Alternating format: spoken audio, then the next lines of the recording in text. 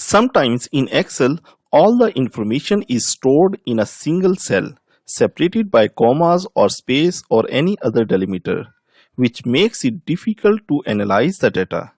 In this video, I will show you how to use the text split function to quickly split the text into multiple columns or rows. So here in this example, you can see that I have the combined text in the A column in which the name of the person and the city names are separated with the help of a dash, and we want to separate the names from the city name.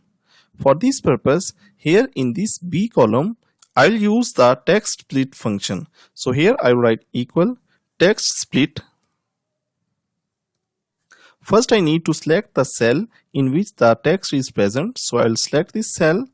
Next, I need to specify the delimiter on which basis I want to separate them. So because I want to separate the names from the city name, so these two things are combined with the help of a dash. So the delimiter is the dash. So I'll write dash in inverted commas.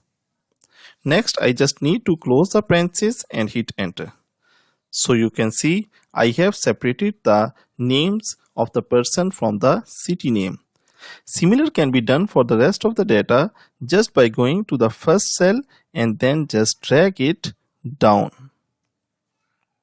I just want to clarify that I am using an exemplary data which is a small data, but think about if we apply this function in the real data where we have a long list of the names and some other text that is mixed together. So we can use this function and it will definitely increase our productivity.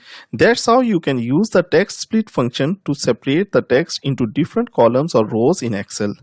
Try it in your own data, and if this video helped you, like the video and subscribe to KnowHow for more practical Excel tutorial. Thanks for watching.